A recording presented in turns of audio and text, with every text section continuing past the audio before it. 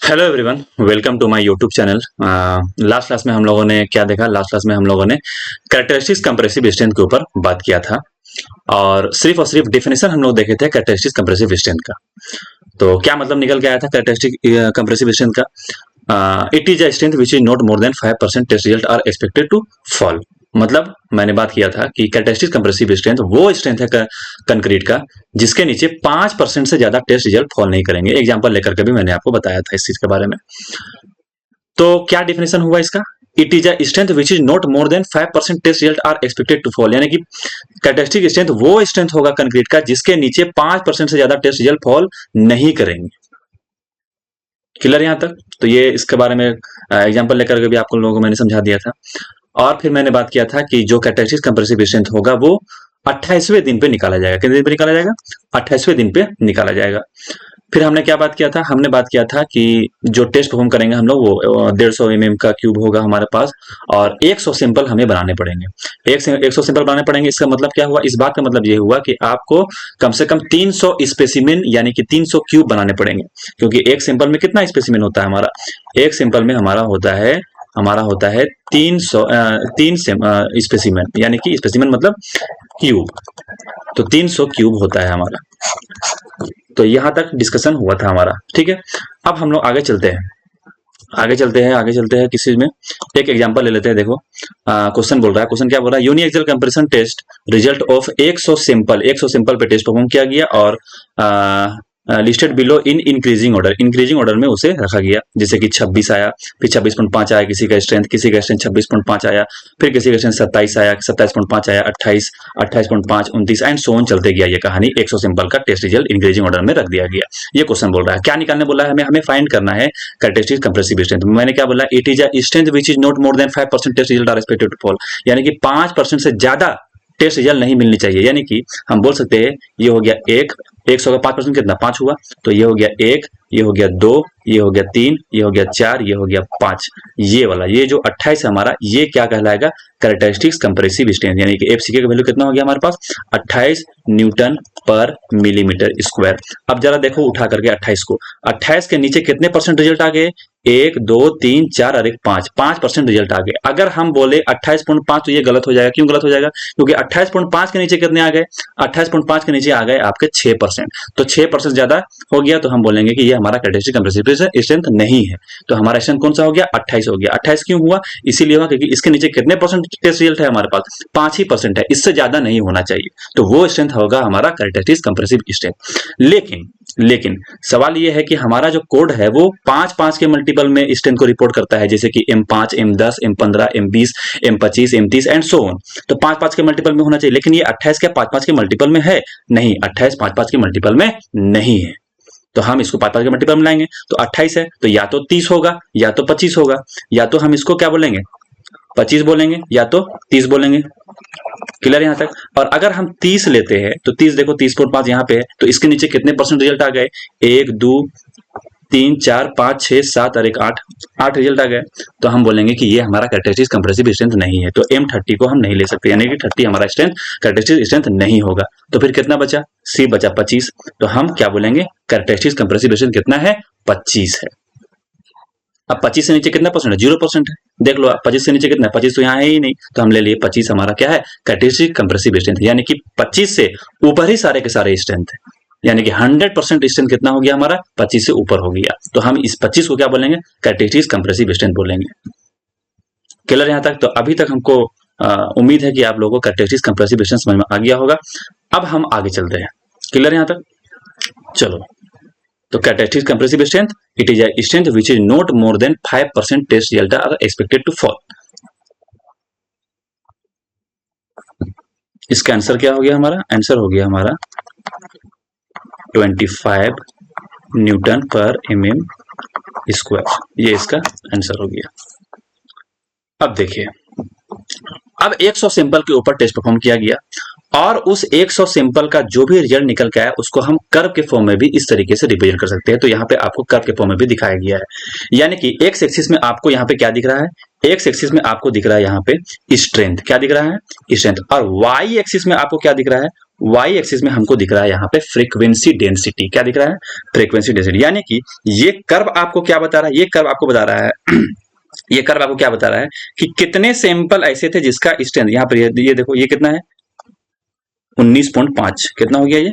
19.5। यानी कि इतने सिंपल ऐसे थे जिसका स्ट्रेंथ कितना निकल के आया? 19.5 निकल के आया। फ्रीक्वेंसी डेंसिटी का मतलब क्या हुआ? Number of sample in an interval divide by the total number of sample. तो इस चीज को हम यहाँ पे दिखा भी चुके हैं, लिख भी दिए यहाँ पे।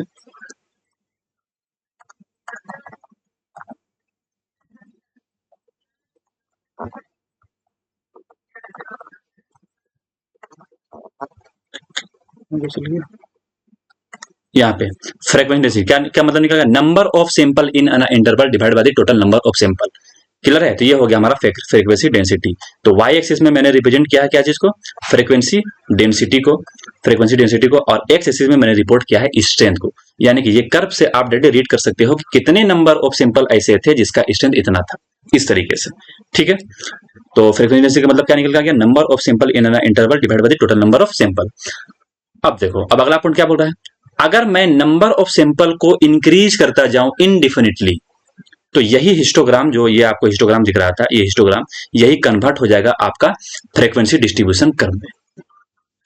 मैं फिर से रिपीट कर रहा हूं, क्या बोला मैंने? यही नंबर ऑफ सैंपल को मैं इंक्रीज करता जाऊं इनडिफिनिटली, तो यही हिस्टोग्राम हमारा क्या कन्वर्ट हो जाएगा? किस चीज में कन्वर्ट हो जाएगा? फ्रीक्वेंसी डिस्ट्रीब्यूशन कर्व में कन्वर्ट हो जाएगा। और most of the engineering material हमारा ये जो फ्रीक्वेंसी डिस्ट्रीब्यूशन कर्व होता है वो सिमेट्रिक निकल के आता है अबाउट मीन, यानी कि एवरेज के अबाउट क्या निकल के आएगा? हमेशा और हमेशा, हमेशा और हमेशा ये निकल के आएगा सिमेट्रिक। तो अगर हमारा फ्रीक्वेंसी डिस्ट्रीब्यूशन कर्व मीन के अबाउट सिमेट्रिक निकल के आता है, तो इसी कर्व को हम लोग क्या बोल देते हैं? नॉर्मल प्रोबेबिलिटी डिस्ट्रीब्यूशन कर्व, या गॉसियन कर्व, या हम बोल सकते हैं इसी को बेल कर्व। तो वो आगे हम आपको बना के दिखा दिए यहाँ पे, ये देखो। तो ये कर्व क्या हो गया हमारा? Frequency distribution curve. इसी को हम लोग क्या बोल देंगे? क्योंकि ये वाई देखो मीन के अबाउट, ये मीन है हमारा, ये मीन है, तो इसके अबाउट क्या निकल के आ रहा है हमारा? सिमेट्रिक निकल के आ रहा है, दोनों साइड सेम। तो इसको हम लोग क्या बोल दिए? सिमेट्रिक। तो जितने भी इंजीनियरिंग मटेरियल हमारा है उन सब का लगभग लगभग क्या निकल के आता है? ये अबाउट मीन्स सिमेट्रिक निकल के आता है। इसीलिए इस कर्व को हम लोग क्या बोल देते हैं? गॉसियन कर्व बोल देंगे, या इसी को हम लोग बेल कर्व बोल देंगे, या प्रोबेबिलिटी डिस्ट्रीब्यूशन कर्व बोल देंगे, इस तरीके से। क्लियर यहाँ तक? अब देखो, अब ये जो स्प्रेड है हमारा स्टैंडर्ड डेविएशन का, ये जो हमारा स्प्रेड है स्टैंडर्ड डेविएशन का, ये आपको क्या बता देगा? ये आपको क्वालिटी कंट्रोल बता देगा। कहने का मतलब ये है कि स्टैंडर्ड डेविएशन जितना ज्यादा होगा उतना ज्यादा स्ट्रेंथ में वेरिएशन देखने को मिलेगा। ठीक है, तो स्टैंडर्ड डेविएशन जितना ज्यादा होगा उतना स्ट्रेंथ में वेरिएशन देखने को मिलेगा। अगर स्ट्रेंथ में वेरिएशन ज्यादा से ज्यादा देखने को मिलेगा तो हम बोलेंगे हमारा क्वालिटी कैसा है? हमारा क्वालिटी कंट्रोल पुअर है। कहने का मतलब यह है कि अब इस डायग्राम में देखो 3 कर्व आपको दिख रहे हैं। पहला कर्व उठाए हम, पहला कर्व उठाए ये वाला कर्व, या ये वाला कर्व उठाए, ये वाला कर्व, पहला कर्व ये वाला कर्व। अब इसमें देखो स्ट्रेंथ में वेरिएशन क्या है? बाकी जो कर्व है उसके रेस्पेक्ट में कम है, तो इसका स्टैंडर्ड डेविएशन कम है। इसका स्टैंडर्ड डेविएशन क्या है? कम है। तो इसका स्ट्रेंथ में वेरिएशन भी आपको क्या देखने को मिल रहा है? कम देखने को मिल रहा है। तो हम इसका बोलेंगे क्वालिटी कंट्रोल कैसा है? वेरी गुड है। क्या है? वेरी गुड है। अब देखो, अब जैसे जैसे ये इसका स्ट्रेंथ में वेरिएशन मिलते जाएगा, यानी कि स्टैंडर्ड डेविएशन का वैल्यू जैसे जैसे बढ़ते जाएगा, वैसे वैसे हमारा स्ट्रेंथ का वैल्यू क्या होगा? स्ट्रेंथ में वेरिएशन क्या होगा? ज्यादा देखने को मिलेगा। तो हम इसको क्या बोलेंगे? ये हमारा गुड है या एवरेज है, कुछ भी बोल सकते हैं। ठीक है, तो वैसे वैसे क्वालिटी कंट्रोल क्या होते जाएगा? पुअर होते चला जाएगा। तो जैसे जैसे हम स्टैंडर्ड डेविएशन हमारा बढ़ते जाएगा, वैसे वैसे हमारा स्ट्रेंथ में वेरिएशन बढ़ते जाएगा। और स्ट्रेंथ में अगर वेरिएशन ज्यादा मिलेगा तो क्वालिटी कंट्रोल क्या मिलेगा? आपको पुअर मिलेगा। अब जैसे कि लेटर सपोज हमने एक सैंपल में टेस्ट परफॉर्म किया। ठीक है, क्या परफॉर्म किया? टेस्ट परफॉर्म किया। किसी का स्ट्रेंथ आया 20, किसी का आया 21, किसी का आया 22। तो स्ट्रेंथ में वेरिएशन क्या है? कम है। तो हम बोलेंगे इसका क्वालिटी कैसा है? अच्छा है। अगर किसी सैंपल में निकल के आता है 15, किसी में आया 20, किसी में आया 25, तो वेरिएशन क्या है? बहुत ज्यादा है। तो अगर वेरिएशन बहुत ज्यादा स्ट्रेंथ में मिल रहा है आपको देखने को, यानी कि स्टैंडर्ड डेविएशन का वैल्यू क्या मिल रहा है? आपको ज्यादा देखने को मिल रहा है, तो हम बोलेंगे क्वालिटी कंट्रोल कैसा है? पुअर है। क्लियर यहाँ तक? तो ये जो हमारा स्प्रेड है स्टैंडर्ड डेविएशन का, ये आपको क्वालिटी कंट्रोल को बता देता है कि आपका क्वालिटी कंट्रोल कैसा है? पुअर है या बेटर है या गुड है। क्लियर यहाँ तक? आगे चलते हैं। अब देखो, अब बात करते हैं हम लोग कि हम लोग जब डिजाइनिंग करेंगे तो हम लोग किस स्ट्रेंथ को कंसीडर करेंगे। कैरेक्टरिस्टिक्स कंप्रेसिव स्ट्रेंथ के बारे में मैंने आपको बता दिया, उससे पहले मैंने आपको कंप्रेसिव स्ट्रेंथ के बारे में बताया। अब बात करेंगे हम लोग मीन स्ट्रेंथ के बारे में, यानी कि टारगेट मीन स्ट्रेंथ के बारे में, क्योंकि डिजाइनिंग जो हम लोग करेंगे वो डिजाइनिंग किसके हिसाब से करेंगे, हम लोग हमेशा और हमेशा डिजाइनिंग करेंगे टारगेट मीन स्ट्रेंथ के बिहाफ पे। तो जो कंक्रीट का टारगेट मीन स्ट्रेंथ होगा उसी के बिहाफ पे हम लोग आरसीसी की डिजाइनिंग करने वाले हैं। अब ये जो कैरेक्टरिस्टिक जो टारगेट मीन स्ट्रेंथ है हमारा, वो किस पे डिपेंड कर जाता है, वो डिपेंड कर जाता है आपका कैरेक्टरिस्टिक स्ट्रेंथ के ऊपर। और कैरेक्टरिस्टिक स्ट्रेंथ कैसे निकालते हैं वो आपको बता दिए, 100 सिंपल बनाने पड़ेंगे, टेस्ट परफॉर्म करना पड़ेगा, जिसके नीचे 5% ज्यादा टेस्ट रिजल्ट फॉलो नहीं करेंगे वो हमारा होगा कैरेक्टरिस्टिक कंप्रेसिव स्ट्रेंथ। ये मैंने आपको बताया था। अब कैरेक्टरिस्टिक कंप्रेसिव स्ट्रेंथ तो हमको पता चल गया, ठीक है। तो जो हमारा टारगेट मीन स्ट्रेंथ होता है यहां से यहां देखो कैरेक्टरिस्टिक कंप्रेसिव स्ट्रेंथ हो गया ये 5% वाला, ठीक है। अब जो बचा हुआ जो गैप है इसको हम लोग बोल देते हैं के इंटू सिग्मा। क्या बोल देते हैं, के इंटू सिग्मा। अब के और सिग्मा का वैल्यू इस इक्वेशन में पुट करेंगे हम लोग और निकाल लेंगे टारगेट मीन स्ट्रेंथ, और एफसीके का वैल्यू हम निकाल चुके हैं। अब बात आकर रुकता है कि ये के क्या है, तो के देखो क्या है, के depends on percentage definition of characteristic strength. के किस पर डिपेंड करेगा, के डिपेंड करेगा हमारा परसेंटेज डेफिनेशन के ऊपर, किसका, कैरेक्टरिस्टिक स्ट्रेंथ का। तो जो कैरेक्टरिस्टिक स्ट्रेंथ का परसेंटेज डेफिनेशन होगा उसके ऊपर डिपेंड करेगा हमारा के। अब ये क्या होता है परसेंटेज डेफिनेशन, हमने पहले किस तरीके से डिफाइन किया कैरेक्टरिस्टिक कंप्रेसिव स्ट्रेंथ को। कैरेक्टरिस्टिक कंप्रेसिव स्ट्रेंथ को हमने डिफाइन किया, it is a strength which is not more than 5% test result, not more than 5%। तो 5% ही क्या है, 5% हमारा है परसेंटेज डेफिनेशन। तो ये जो के का वैल्यू है वो डिपेंडेंट किसके ऊपर है, परसेंटेज डेफिनेशन के ऊपर डिपेंडेंट है। किसके ऊपर डिपेंडेंट है, परसेंटेज डेफिनेशन के ऊपर है। 5% के लिए के का वैल्यू कितना होगा, देख लो, ये भी हमको कोड बताया। कोड क्या बोला, 5% के लिए के का जो वैल्यू होगा हमारा वो होगा 1.65। तो के का वैल्यू कितना रखना है, हम कैरेक्टरिस्टिक कंप्रेसिव स्ट्रेंथ को डिफाइन किस तरीके से किए, it is a strength which is not more than 5% are expected to fall. तो 5% के लिए के का वैल्यू कितना हो गया, 1.65 हो गया। अगर ये 5% आपका चेंज हो जाए, हम लोग हमेशा तो 5% लेके चलेंगे स्टैंडर्ड केस में, लेकिन सवाल में इस चीज को चेंज करके भी दे सकता है आपको। तो गेट में अक्सर ये प्रॉब्लम देखा गया है कि ये परसेंटेज जो डेफिनेशन है हमारा उसी को चेंज कर देता है। 5% की जगह में क्या कर देगा, बोलेगा 10% है या 20% है तो 50% है, कुछ भी दे सकता है आपको, ठीक है। तो हम वैल्यू कहां से उठाएंगे, इस टेबल से उठा लेंगे। तो 5% के लिए के का वैल्यू कितना होगा 1.65, 10% के लिए कितना होगा 1.29, 20% के लिए कितना होगा 0.85। और सवाल में कुछ भी दिया हुआ नहीं है, तो हम स्टैंडर्ड कितना लेके चलेंगे, 5% लेके चलेंगे। 5% के लिए के का वैल्यू कितना है 1.65, तो हम के का वैल्यू कितना पुट कर लेंगे, के का वैल्यू हम पुट कर लेंगे 1.65, ठीक है। अब देखो, तो एफसीके का वैल्यू आप टेस्ट परफॉर्म करके निकालोगे, 100 सिंपल बनाना पड़ेगा और हमको डायग्राम बनाना पड़ेगा और फिर हम लोग निकाल लेंगे एफसीके का वैल्यू। उस तरीके से के का वैल्यू कहां से निकलेगा, के का वैल्यू परसेंटेज डेफिनेशन के ऊपर डिपेंड करेगा, जो मैंने बता दिया आपको टेबल के फॉर्म में, टेबल जो बना हुआ उस टेबल से हम लोग रीड कर लेंगे के का वैल्यू। अब बचा सिग्मा, क्या बच गया, सिग्मा। ये है सिग्मा हमारा स्टैंडर्ड डेविएशन, क्या है, स्टैंडर्ड डेविएशन। तो अब हमारा देखो, अब हमारा कोड क्या बोलता है, हमारा कोड बोलता है कि आप ये जो स्टैंडर्ड डेविएशन है यानी कि सिग्मा का जो वैल्यू है आप खुद टेस्ट परफॉर्म करके निकालो। लेकिन आप टेस्ट परफॉर्म कैसे करोगे, क्योंकि आपको तो स्ट्रेंथ पता ही नहीं है। स्ट्रेंथ हमको पता रहेगा तभी तो हम सिंपल बनाएंगे।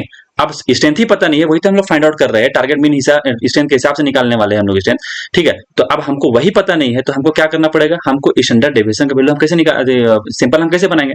अगर हम सिंपल नहीं बनाएंगे, सिंपल अगर हम नहीं बनाएंगे तो फिर हमको स्टैंडर्ड डेविएशन का वैल्यू कैसे पता चलेगा, नहीं पता चलेगा। तो कोड बोलता है कि 30 सिंपल बनाना है आपको, लेकिन 30 सिंपल तो हम तब बना पाएंगे, यानी कि 90 स्पेसिमेन। 30 सिंपल मतलब क्या, 90 स्पेसिमेन, यानी 90 क्यूब बनाना पड़ेगा। तो हम सिंपल तभी बना पाएंगे जब हमको स्ट्रेंथ पता होगा, और वही तो हम निकाल रहे हैं।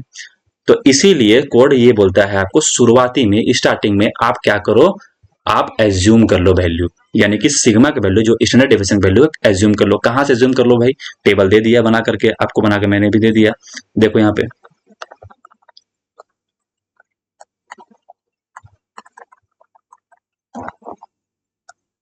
यहाँ पे assume standard deviation for different grade of concrete.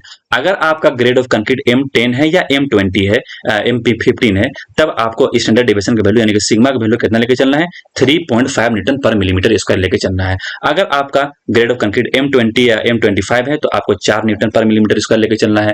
अगर आपका M30 से लेकर के M60 है तब स्टैंडर्ड डेविएशन का वैल्यू कितना लेके चलना है, 5 लेके चलना है।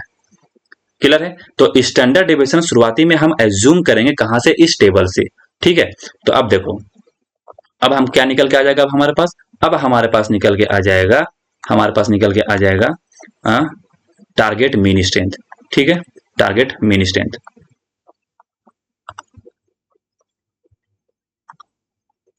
ये टारगेट मीन डिस्टेंस, क्योंकि target mean distance is equal to क्या होता है, एफ सी के प्लस के इंटू सिग्मा। एफ सी के का वैल्यू कहां से निकलेगा, हमें टेस्ट परफॉर्म करना पड़ेगा, 100 सिंपल बनाना पड़ेगा और टेस्ट परफॉर्म करेंगे, एफ सी के वैल्यू निकल कर आ जाएगा। के का वैल्यू कहां से निकालेंगे हम लोग, के का वैल्यू हम टेबल से रीड करेंगे। के का वैल्यू किस पर डिपेंडेंट है, percentage definition of characteristic compressive distance के ऊपर डिपेंडेंट है। सिग्मा का वैल्यू कहां से स्टार्ट करेंगे हम लोग, कहां से लेंगे, टेबल से लेंगे। स्टार्टिंग में आपको टेबल से लेना होगा। क्लियर, यहाँ तक सिग्मा का वैल्यू यहाँ से निकल के आ जाएगा और सारा वैल्यू को हम लोग पुट करेंगे, निकल के आ जाएगा हमारे पास टारगेट मीन स्ट्रेंथ। तो अभी तक हम ये डिस्कस किए हैं कि जो हमारा डिजाइनिंग होगा आरसीसी का, वो किसके बिहाफ पे होगा, टारगेट मीन स्ट्रेंथ के बिहाफ पे हम लोग डिजाइनिंग करेंगे। ठीक है कि एफसी का वैल्यू, के का वैल्यू, सिग्मा वैल्यू कहाँ कहाँ से उठाया जाएगा, सब कुछ मैंने आपको डिटेल में बता दिया। अब आगे बढ़ते हैं। आगे क्या बोलता है, आगे ये बोलता है आपका, यहाँ ये हो गया,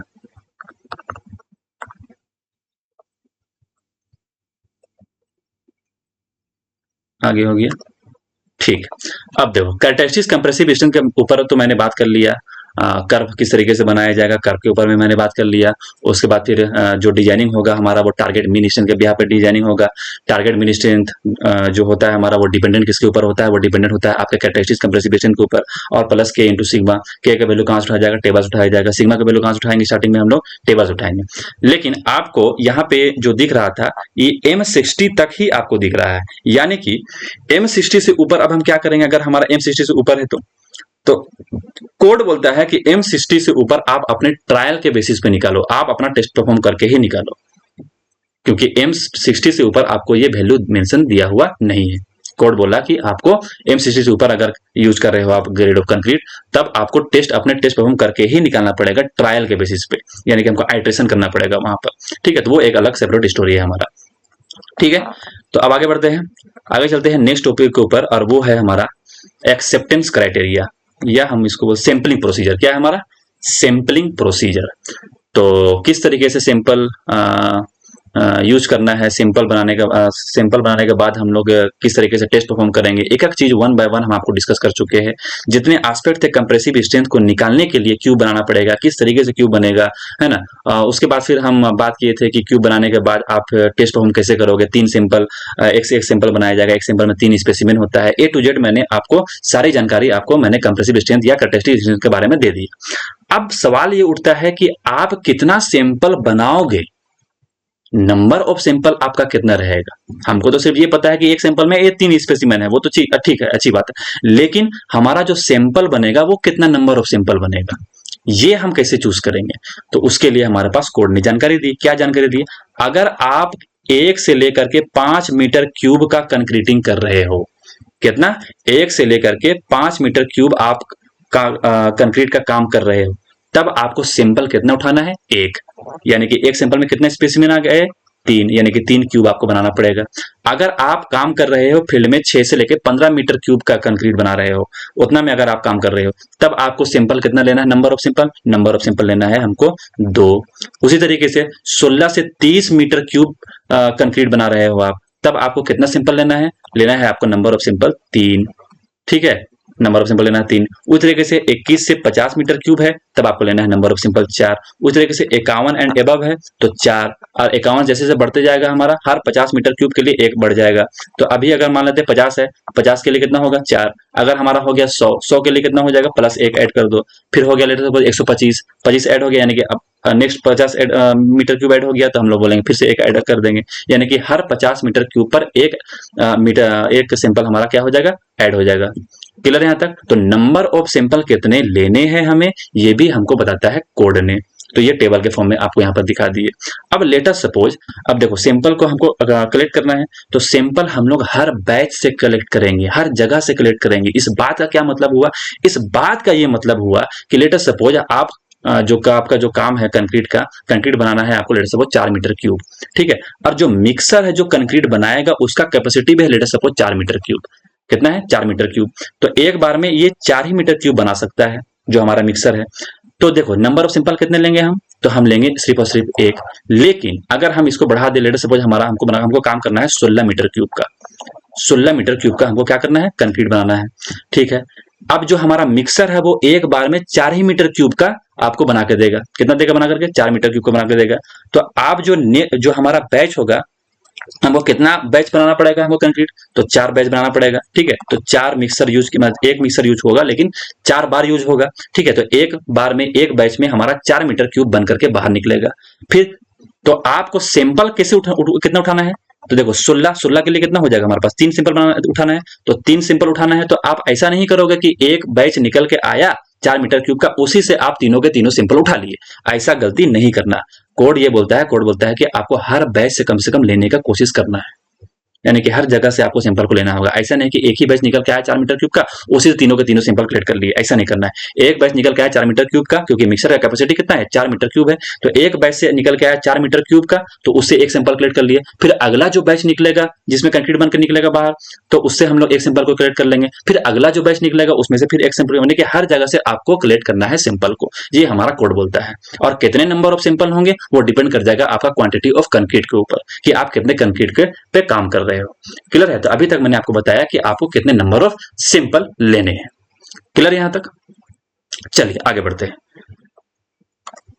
अब देखो, अब ये जो सिंपल हमारा बना, ये जो हमारा सिंपल बना वो आपका एक्सेप्टेबल है भी या नहीं है, यानी कि जो रिजल्ट निकल के आया है वो मान्यता, उसकी मान्यता है भी या नहीं, यानी कि रिजल्ट हमारा जो है वो एक्सेप्टेबल है कि नहीं है, उसको हमको चेक करना पड़ेगा। तो रिजल्ट हमारा एक्सेप्टेबल है या नहीं है, उससे पहले हमको हमारे सैंपल का ये चेक करना होगा कि हमारा सैंपल वैलिड है या नहीं है, वैलिड या एडमिसिबल है या नहीं है। तो पहले तो आपका सैंपल वैलिडेट होना चाहिए या एडमिसिबल होना चाहिए, उसके बाद हम ये चेक करेंगे कि हमारा सैंपल जो है वो एक्सेप्टेबल है या नहीं है। तो उसके लिए हम लोग क्या कर सकते हैं, उसके लिए हम लोग को ये जो हमारा कोड जो स्पेसिफिकेशन दिया है उसको हमको देखना पड़ेगा। ठीक है, तो क्या स्पेसिफिकेशन या क्या बोलता है कोड कि आपका सैंपल वैलिड कब होगा, उसके ऊपर कंडीशन है। क्या कंडीशन है, ये कंडीशन आपको हम पहले भी बता चुके हैं। कब बताए हैं, जब आपको हम कंप्रेसिव स्ट्रेंथ बता रहे थे। ठीक है, तो अब देखो कंप्रेसिव स्ट्रेंथ जब आपको बता रहे थे तो हम आपको बताए थे कि जो इंडिविजुअल वेरिएशन है वो प्लस माइनस 15% ऑफ एवरेज होना चाहिए। कहने का क्या मतलब है, लेट अस सपोज आपने एक सैंपल बनाया और एक सैंपल में कितना स्पेसिमेन हुआ, 3 स्पेसिमेन हुआ। तो देखो लेट अस सपोज आपने एक सैंपल पे टेस्ट परफॉर्म किया, एक सैंपल पे, और एक सैंपल पे कितना टेस्ट रिजल्ट निकल के आया, हमारा निकल के आया 3 सैंपल हो गए, सैंपल ए, सैंपल बी और सैंपल सी। ठीक है, अब ये जो ए बी सी है, यानी कि एक सैंपल का जो हमारा कंप्रेसिव स्ट्रेंथ होगा वो कितना होगा, वो इन तीनों का एवरेज होगा, यानी कि तीनों क्यूब का क्या होगा, एवरेज होगा। तो हम बोल सकते हैं यहाँ पर A plus B plus C divide by 3, यानी कि ये एवरेज निकल के आया, लेट सपोज निकल के आया पी। क्या निकल के आया, पी निकल के आया। अब ये जो पी है, ये जो हमारा पी है, इसमें प्लस माइनस 15% देख लो आप। कहने का मतलब क्या है, ये जो हमारा क्यूब ए है या स्पेसिमेन ए है या बी है या सी है, यानी कि ये जो इंडिविजुअल वेरिएशन है वो प्लस माइनस 15% ऑफ एवरेज होना चाहिए। लेट अस सपोज जो एवरेज रिजल्ट निकल के आया वो निकल के आया एफ ए भी, एवरेज वैल्यू कुछ भी हो सकती है, तो एवरेज वैल्यू निकल के आया एफ ए भी। अब इसमें हमको क्या करना है, प्लस 15% ऐड कर देना है, प्लस 15% प्लस 15%, तो कितना हो जाएगा ये वैल्यू 1.15 इंटू एफ एवरेज, ये हो जाएगा हमारा, यानी कि जो पी का वैल्यू हो गया, हमारा एवरेज हो गया। तो देखो इसमें हम लोग प्लस 15% ऐड कर दिया और माइनस 15% भी ऐड करना है। माइनस 15% ऐड कर देंगे तो कितना हो जाएगा हमारा, माइनस 15%, तो कितना हो जाएगा ये 0.85 टाइम्स एफ ए एवरेज। ठीक है, तो एक तो पहले बात तो ये है कि सैंपल हमारा वैलिड है या नहीं है, ये कैसे पता करें, ये पता करने के लिए हमको एवरेज निकालना पड़ेगा। एवरेज निकालेंगे हम, क्योंकि यही होगा हमारा स्ट्रेंथ। ठीक है, तो एवरेज में फिर हम लोग क्या करेंगे, प्लस 15% ऐड कर देंगे और माइनस 15% ऐड कर देंगे। ठीक है, और वैल्यू निकल के आया 0.85 एवरेज, माइनस किए तो और प्लस किए तो वैल्यू निकल गया 1.15 एवरेज। अब जो हमारा सैंपल का इंडिविजुअल जो हमारा स्पेसिमेन है, यानी कि स्पेसिमेन ए, ये जो ए है वो इन दोनों के बीच में लाई करना चाहिए, इन दोनों के बीच में, यानी कि 0.85 ऑफ एवरेज और 1.15 ऑफ द एवरेज, इन दोनों के बीच में क्या करना चाहिए, लाई करना चाहिए। अगर लाई करता है तो हम बोलेंगे हमारा सैंपल सही है, यानी कि तीनों का तीनों स्पेसिमेन ए भी बी भी सी दोनों के बीच में लाई करना चाहिए और सी भी यही दोनों के बीच में लाई करना चाहिए। अगर ऐसा होता है तो हम बोलेंगे हमारा सैंपल कैसा है, हमारा सैंपल वैलिडेट है, वैलिड है या एडमिसिबल है। ठीक है, तो पहले तो हमको एक्सेप्टेंस क्राइटेरिया देखना है। एक्सेप्टेंस क्राइटेरिया देखने से पहले हमको क्या करना पड़ेगा, हमको ये चेक करना पड़ेगा कि हमारा जो सैंपल है वो वैलिड है भी या नहीं, वैलिड या एडमिसिबल है या नहीं है। तो वैलिड या एडमिसिबल चेक करने के लिए हमको क्या करना पड़ेगा, जो इंडिविजुअल वेरिएशन है वो प्लस माइनस 15% ऑफ एवरेज होना चाहिए, प्लस माइनस 15% ऑफ एवरेज होना चाहिए। क्लियर यहां तक? चले आगे। इसके बारे में तो एग्जांपल लेकर के भी हम आपको लास्ट क्लास में बता दिए थे। क्लियर है? चलिए अब आगे बढ़ते हैं। तो अब हमारा लेटर सपोज सैंपल जो है वो वैलिड निकल गया, इसके ऊपर में हम एक प्रॉब्लम भी करा देंगे तो आपको और ज्यादा क्लियर हो जाएगा। अब लेटर सपोज हमारा जो सैंपल है वो वैलिड निकल के आ गया। क्या निकल के आ गया? वैलिड निकल के आ गया। तब फिर हम ये चेक करेंगे कि हमारा जो सैंपल है वो एक्सेप्टेबल है कि नहीं है। पहले तो वैलिड चेक करेंगे, उसके बाद फिर हम चेक करेंगे कि हमारा जो सैंपल है वो एक्सेप्टेबल है या नहीं। तो एक्सेप्टेबल चेक करने के लिए एक्सेप्टेंस क्राइटेरिया यानी कि एक्सेप्टेबल है या नहीं है वो चेक करने के लिए हमारे पास क्या है, हमारे पास ये दो कंडीशंस है। ये दो कंडीशन आपका सेटिस्फाई करना चाहिए। अब क्या है ये कंडीशन, देखो जो भी जानकारी थे वो तो मैं आपको यहाँ पे लिख करके दिखा दिया हूँ, लेकिन यहाँ से कुछ भी समझ में आने वाला नहीं है। उसके लिए हमको एक एग्जाम्पल लेना होगा, एग्जाम्पल लेना होगा और हमको डायग्राम बनाना पड़ेगा, तब समझ में आएगा।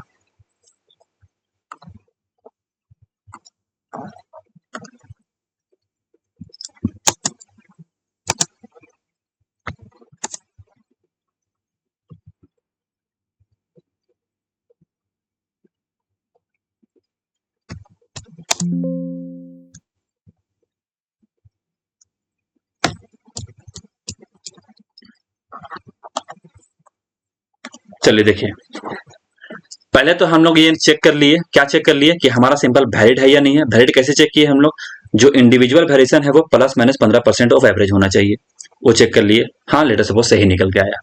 अब हम ये चेक करेंगे कि हमारा जो सैंपल है वो एक्सेप्टेबल है या नहीं है। तो एक्सेप्टेबल है या नहीं है ये चेक करने के लिए हमको क्या करना पड़ेगा, ये दो कंडीशन को फुलफिल करना पड़ेगा। अब ये दो कंडीशंस क्या है उसको समझने के लिए हमको डायग्राम बनाना पड़ेगा, और डायग्राम के फॉर्म में उसको समझना इजी पड़ जाता है।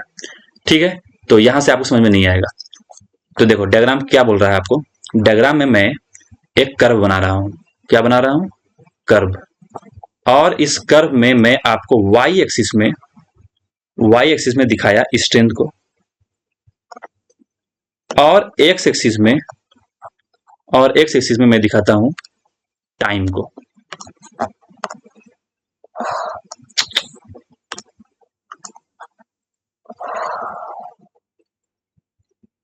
एक्स एक्सिस में मैंने दिखाया टाइम को।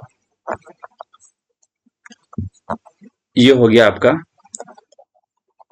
स्ट्रेंथ वाई एक्सिस में, और एक्स एक्सिस में मैंने दिखाया टाइम को। तो टाइम के साथ स्ट्रेंथ की वेरिएशन। अब मैं दो रेफरेंस लाइन मार्क कर रहा हूं, तीन रेफरेंस लाइन मार्क कर रहा हूं। पहला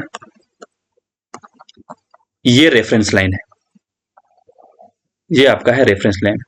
अब ये रेफरेंस लाइन क्या है, ये रेफरेंस लाइन आपको क्या बता रहा है, ये आपको बता रहा है वैल्यू। किस चीज का वैल्यू बता रहा है, ये रेफरेंस लाइन आपको बता रहा है एफ सी के का वैल्यू। किस चीज का वैल्यू बता रहा है, एफ सी के, यानी कि कैरेक्टरिस्टिक्स कंप्रेसिव स्ट्रेंथ का वैल्यू बता रहा है। कुछ भी वैल्यू होगा, 20, 25, 15, कुछ भी वैल्यू होगा एफ सी के का वैल्यू, तो वो यहाँ पे मार्क कर लेंगे हम लोग। ये वाई एक्सिस में क्या मार्क है, स्ट्रेंथ, तो हम लोग इसके हिसाब से हम लोग एक लाइन यहाँ पे ड्रॉ कर देंगे इस तरीके से।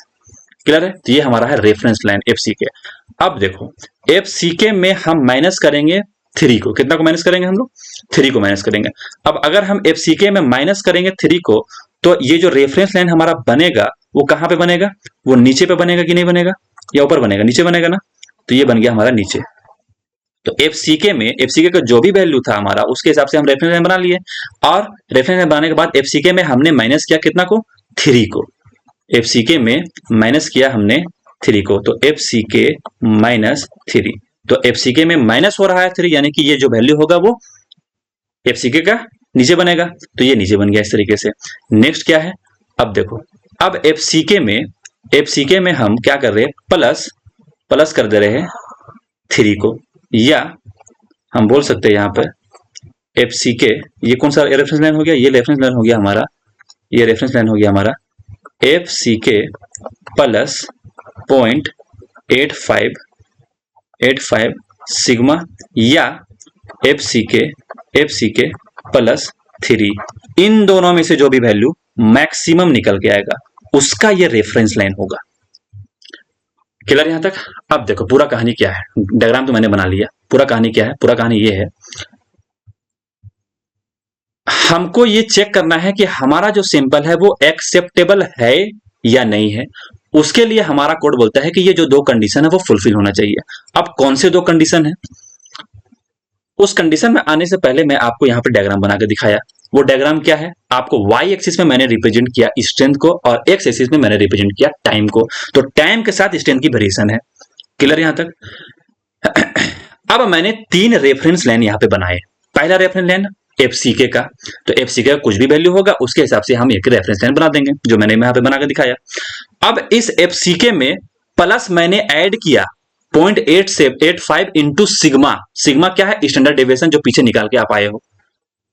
तो ऐड करने के बाद जो भी वैल्यू निकल के आया एफसीके प्लस 0.85 इंटू सिग्मा, जो भी वैल्यू निकल के आया, और एफसीके प्लस 3 इसमें से एक वैल्यू निकल के आएगा। तो ये जो भी वैल्यू निकल के आएगा वो एफसीके से तो ऑब्वियसली ज्यादा होगा, क्योंकि यहाँ पे हम क्या कर रहे हैं, ऐड कर रहे हैं। ऐड करेंगे एफसीके में कुछ भी तो ये ज्यादा निकल के आएगा, तो इसीलिए ऊपर में बनाया गया ये लाइन, रेफरेंस लाइन। ठीक है, अब देखो एफसीके प्लस 0.85 इंटू सिग्मा और एक है हमारे पास एफसीके प्लस 3, इन दोनों में से जो भी वैल्यू मैक्सिमम निकल के आएगा उसका ये रेफरेंस लाइन होगा, पहली बात। दूसरी बात, एफसीके में फिर मैंने माइनस किया, सब्ट्रैक्ट किया, किस चीज को, 3 को। तो 3 को माइनस करने के बाद जो भी रेफरेंस निकल के आएगा वो एफसीके से नीचे निकल के आएगा, क्योंकि हम इसमें माइनस कर रहे हैं तो ये निकल के आया नीचे, इस तरीके से। अब जो भी आप टेस्ट परफॉर्म किए हो, सिंपल के ऊपर टेस्ट परफॉर्म किया गया, हमको ये चेक करना है कि जो सिंपल के ऊपर टेस्ट परफॉर्म किया है वो एक्सेप्टेबल है भी या नहीं है। तो जो भी रिजल्ट निकल के आया टाइम के साथ मैंने उसको मार्क कर दिया। यहाँ पे कहीं पे भी लाई कर सकता है ना वो, इस रेफरेंस लाइन के अलावा एफसीके में लाई कर सकता है, एफसीके के ऊपर लाई कर सकता है, एफसीके के नीचे लाई कर सकता है, एफसीके -3 के नीचे लाई कर सकता है, एफसीके -3 के ऊपर लाई कर सकता है, एफसीके प्लस 0.87 सिग्मा के ऊपर लाई कर सकता है या नीचे लाई कर, कहीं पे भी लाई कर सकता है। तो जहां पे लाई करेगा वहां पे हम इसको लाई करके दिखा दे रहे हैं एग्जाम्पल के तौर पर। एग्जाम्पल के तौर पर लेट सपोज एक सिंपल हमारा ये हो गया, एक सिंपल आ गया हमारे पास ये, एक सिंपल आ गया हमारे पास ये, एक सिंपल हमारे पास ये आ गया, ये आ गया, ये आ गया, ये एक, ये आ गया, एक ये आ गया, एक ये आ गया, एक ये आ गया और एक ये आ गया। अब जो भी रिजल्ट हम निकाले, जो भी कंप्रेसिव रिजल्ट निकल के आया टेस्ट के बिहाफ पे, उसको हम इसी कर्व में या इसी ग्राफ में हम लोग क्या किए, प्लॉट कर दिए इस तरीके से। कुछ भी वैल्यू आ सकता है हमारे पास, 20 आया, 25 आया, 15 आया, 16 आया, तो इसके हिसाब से यानी कि एफसीके को रेफरेंस मानते हुए हम लोग उसको दर्शा दिए इस तरीके से। अब क्या करेंगे, अब हमारा कोड क्या बोलता है, आप for consecutive non overlapping sample को उठाओ। इस बात का क्या मतलब है, 4 कंजिक्यूटिव सैंपल को उठाने हैं। किसको उठाने हैं, 4 कंजिक्यूटिव सैंपल को उठाने हैं। देखो टाइम के साथ ही मैंने रिपोर्ट किया यहाँ पर, ठीक है। तो अभी टेस्ट परफॉर्म किया गया, उसका रिजल्ट आया लेट सपोज ये वाला, फिर बाद में मैंने किया, बाद में किया ये वाला रिजल्ट आया, बाद में फिर मैंने 5 मिनट बाद टेस्ट परफॉर्म किया तो ये निकल के आया, 6 मिनट बाद मैंने टेस्ट परफॉर्म किया तो ये निकल के आया, 10 मिनट बाद किया तो ये आया, 8 मिनट बाद किया तो ये आया। इस तरीके से ये दर्शाया गया, याद रखना। अब देखो कोड क्या बोला, कोड बोला कि आप 4 कंजिक्यूटिव नॉन ओवरलैपिंग सिंपल को उठाओ। अब देखो 4 कंजिक्यूटिव कौन सा है, 4 कंजिक्यूटिव का मतलब क्या हुआ, 4 कंजिक्यूटिव का मतलब हुआ ये ऐसा नहीं कि 2 सिंपल यहां उठा लिए और 2 सिंपल उठाने के लिए हम कहां चल गए, यहां चल गए।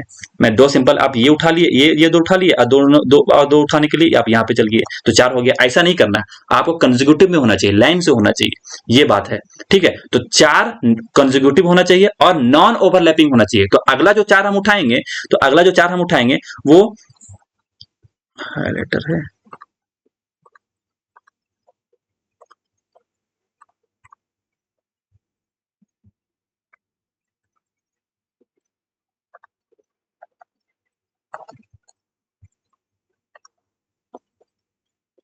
देखो ये जो 4 उठाया गया हमारा सैंपल, ये 4 उठाया गया ये वाला। अब अगला जो 4 उठाएंगे वो हम ये नहीं उठा सकते, ये वाला ऐसे करके, ये दिख रहा है आपको, ये नहीं उठा सकते। क्यों, क्योंकि अगला 4 अगर हम ये उठाएंगे तो ये क्या करेगा, ओवरलैप कर जाएगा। क्या कर जाएगा, ओवरलैप कर जाएगा। इसको हम बना के दिखाई देते हैं आपको, फिर हम इरेज कर देंगे ना। ये देखो अगला 4 कौन सा उठा लिए, ये वाला उठा लिए। तो देखो पहला जो 4 उठाए और अब जो हम 4 उठाए, उन दोनों में क्या कर रहा है, ओवरलैप कर जा रहा है। तो हम ये सैंपल को नहीं ले सकते हैं। तो हमारा नॉन ओवरलैपिंग होना चाहिए। कंसेक्यूटिव तो मैंने बता दिया, और हमारा नॉन ओवरलैपिंग भी होना चाहिए, यानी कि ये अगला 4 नहीं उठा सकते हो आप। तो अगला 4 कौन सा उठाएंगे हम? अगला नेक्स्ट 4 उठाएंगे हम लोग, 1 2 3 और 1 मिनट, 1 2 3 और ये हो गया हमारा 4, ये उठा लेंगे। फिर अगला होगा हमारा 4 कंसेक्यूटिव नॉन ओवरलैपिंग, तो अगला हो गया हमारे पास 2 ये हो गया और 2 ये हो गया, ये 4 उठा लिया हम लोग इस तरीके से। तो आपको क्या बोला कोड बोला कि आपका सैंपल एक्सेप्टेबल तब होगा जब आप इस 4 जो भी हमारा 4 कंसेक्यूटिव नॉन ओवरलैपिंग सैंपल है, 4 कंसेक्यूटिव नॉन ओवरलैपिंग सैंपल है, उनका मीन निकालो। क्या निकालो? मीन निकालो। अब देखो, ये जो हमारा 4 सैंपल का रिजल्ट निकल के आया, 1 2 3 4, इन चारों का हम निकालेंगे मीन, और वो मीन जिस जगह पे भी लाई करेगा उस जगह पे हम पॉइंट आउट कर देंगे। जैसे कि लेटर सपोज लाई किया यहाँ पे, तो उसको हम रेड कलर से दिखा दिए इस तरीके से। फिर अगला 4 का भी हम क्या करेंगे? मीन निकालेंगे। तो मीन निकाले हम लोग, और इसका लाई किया लेटर सपोज लाई किया यहाँ पे लाई कर गया, ठीक है। फिर अगला के लिए हम उठाएंगे, अगला 4 उठाएंगे हम लोग, और अगला 4 उठाए हम लोग और लाई कर गया लेटर सपोज यहाँ पे, ठीक है। तो देखो, पहले तो ये है, पहले हम लोगों ने क्या किया, जो भी सिंपल का रिजल्ट निकल के आया उसको हमने इस कर्व में दर्शा दिया। दर्शाने के बाद हम लोगों ने क्या किया, 4 कंसेक्यूटिव नॉन ओवरलैपिंग सिंपल बनाए। 4 कंसेक्यूटिव नॉन ओवर सिंपल हम लोग किस तरीके से बनाए? हम लोग इस तरीके से बनाए, आपको बता दिए। उसके बाद ये जो चारों सिंपल है उसका हम लोग मीन निकाले, यानी कि एवरेज निकाले। एवरेज कैसे निकाले? सबको जोड़ दिए, divide by number of simple, ठीक है। अब वो एवरेज निकालने के बाद जहां पे भी वो वैल्यू निकल के आया इस कर्व में, उसका वहां पे हम लोग इसको दर्शा दिए, ठीक है। Let us suppose FCK plus 0.85 sigma का वैल्यू निकल के आया 15, ठीक है। और जो हमारा मीन निकल के आया ये चारों का, उसका निकल के आया 16, तो ऊपर आया, तो इस तरीके से हम दर्शा दिए। ये है इस बात का मतलब। तो चारों का मीन निकल के आ गया। अब कोड क्या बोलता है? कोड ये बोलता है आपका कि जो 4 कंसेक्यूटिव नॉन ओवरलैपिंग सिंपल है उसका जो मीन है वो उसका वैल्यू आपका ज्यादा होना चाहिए। किससे ज्यादा होना चाहिए? जो हम रेफरेंस लाइन बनाए हैं, और ये रेफरेंस लाइन किसके लिए बनाए हैं? एफसीके प्लस 0.85 इंटू सिग्मा या एफसीके प्लस 3, दोनों में से जो भी वैल्यू मैक्सिमम निकल के आएगा उससे ज्यादा होना चाहिए ये मीन। कौन सा मीन? ये जो 4 कंसेक्यूटिव नॉन ओवरलैपिंग है उसका मीन से क्या होना चाहिए? ज्यादा होना चाहिए। अगर ये ज्यादा हुआ तो हम बोलेंगे हमारा जो सैंपल है वो एक्सेप्टेबल है, पहला कंडीशन के हिसाब से। अभी एक कंडीशन और बाकी भी है, वो बताएंगे क्या कंडीशन है। तो पहला कंडीशन के हिसाब से हमारा जो मीन है वो ज्यादा होना चाहिए, किससे? एफसीके प्लस 0.85 इंटू सिग्मा और एफसीके प्लस 3 में से जो भी वैल्यू मैक्सिमम निकल जाएगा उससे। तो देखो, इससे क्या है? ज्यादा ही है, तो हम इसको बोलेंगे ये हमारा सैंपल कैसा है? एक्सेप्टेबल है, पहला कंडीशन के हिसाब से। तो पहला कंडीशन के हिसाब से क्या हो गया? ये एक्सेप्टेबल हो गया। एक्सेप्टेबल। अब दूसरा देखो, अब दूसरा जो हमारा अगला जो next 4 consecutive non overlapping simple है हमारे पास, उसका मीन देखो, उसका मीन भी जो है हमारा वो कहां पे लाई कर रहा है? वो लाई कर रहा है आपका एफसीके प्लस 0.85 इंटू सिग्मा और एफसीके प्लस 3, इन दोनों में से जो भी वैल्यू मैक्सिमम निकल जाएगा उससे ज्यादा में आपको लाई कर रहा है। अगर उससे ज्यादा हो गया तो हम बोलेंगे ये भी हमारा सिंपल कैसा है? फर्स्ट कंडीशन के हिसाब से एक्सेप्टेबल है। तो हम बोलेंगे ये हमारा सिंपल कैसा हो गया? एक्सेप्टेबल हो गया फर्स्ट कंडीशन के हिसाब से। अगला 4 उठाए, मतलब कि अगला 4 non consecutive non overlapping simple उठाए। अब उसका मीन देखा गया, उसका मीन लाई कर गया नीचे, यानी कि एफसीके प्लस 0.85 इंटू सिग्मा और एफसीके प्लस 3, इन दोनों में से जो भी वैल्यू मैक्सिमम निकल के आया उससे नीचे लाई कर गया। अगर उससे कम है ये वैल्यू, यानी कि जो मीन का वैल्यू है, ये जो रेड कलर वो मीन है हमारा, इससे कम निकल के आएगा, तो हम बोलेंगे ये जो हमारा सैंपल है वो एक्सेप्टेबल नहीं है पहला कंडीशन के हिसाब से। तो हम इसको बोलेंगे नॉट एक्सेप्टेबल। किसके हिसाब से? फर्स्ट कंडीशन के हिसाब से। तो पहला कंडीशन कोड क्या बोला कि आपका सैंपल एक्सेप्टेबल तब माना जाएगा जब जो हमारा 4 कंसेक्यूटिव नॉन ओवरलैपिंग जो सैंपल है उसका मीन जो निकल के आएगा वो वैल्यू हमारा एफसीके प्लस 0.85 सिग्मा इन और एफसीके प्लस 3 में से जो भी वैल्यू मैक्सिमम निकल के आएगा उससे ज्यादा होना चाहिए हमारा ये जो मीन है। ठीक है, क्लियर यहां तक?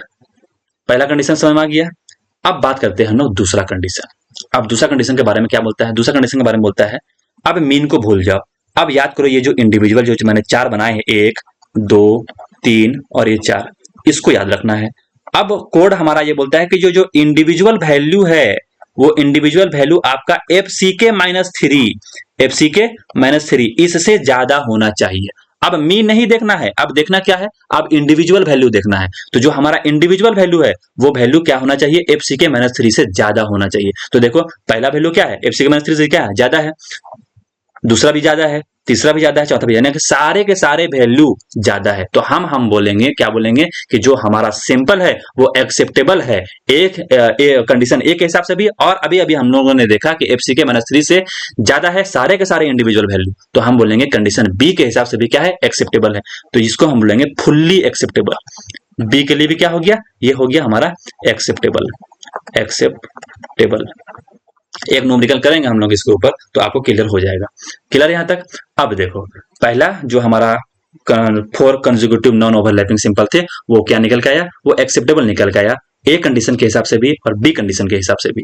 क्लियर यहां तक। दूसरा देखो, अब दूसरा में क्या बोला, दूसरा में भी देखना होगा हमको कि जो इंडिविजुअल वैल्यू है, ये वाला ये वाला ये वाला और ये वाला, ये तीनों के तीनों चारों क्या होना चाहिए, FCK-3 से ज्यादा होना चाहिए। तो पहला तो ज्यादा है, दूसरा भी ज्यादा है, तीसरा भी ज्यादा है, लेकिन चौथा नंबर वाला जो है वो क्या है, FCK-3 से कम आ गया। तो हम इसको बोलेंगे कि ये हमारा जो सैंपल है वो एक्सेप्टेबल नहीं है, नॉट एक्सेप्टेबल।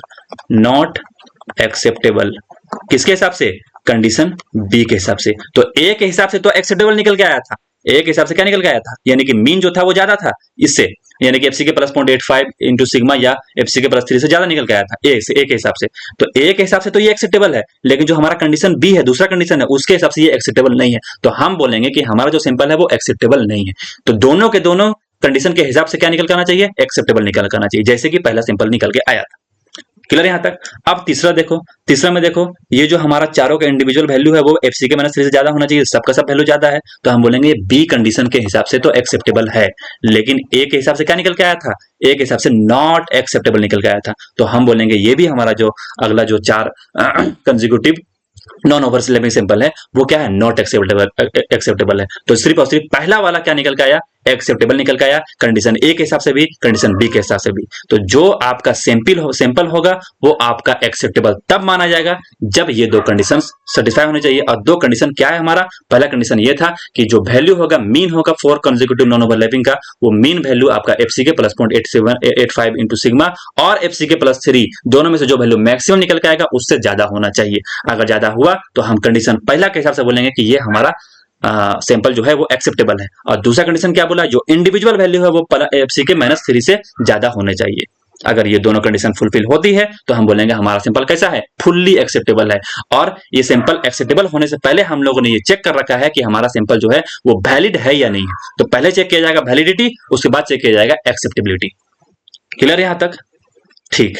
देखो तो वही चीज लिखा हुआ था यहाँ पे अगर डायरेक्टली आपको समझाते हैं कि FCK plus 0.85 into established standard deviation और इसको नियरेस्ट का और दूसरा कंडीशन FCK+3, इन दोनों में से जो मैक्सिमम वैल्यू निकल के आएगा ये पहला कंडीशन हो गया हमारा। ऐसे समझाते हैं तो आपको समझ में नहीं आता, अब एग्जाम्पल लेकर समझा दिए तो अब इस टेबल को आप समझ सकते हो आसानी से।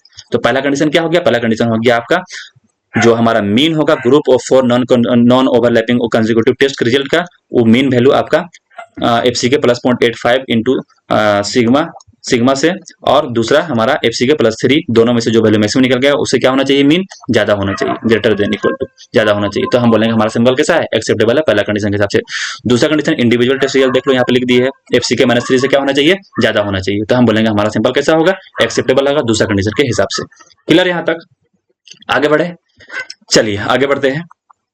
और इसके ऊपर एक प्रॉब्लम भी है, तो प्रॉब्लम कर लेते हैं। देखो बोलता है side concreting in shift 125 metre cube का क्यूब बनाया गया है ना, 125 मीटर क्यूब का कंक्रीट बनाया गया, किसके लिए, रूफ स्लैब के लिए, मतलब छत ढलाई करना है हमको, उसके लिए हमको 125 मीटर क्यूब का कंक्रीट बनाना है।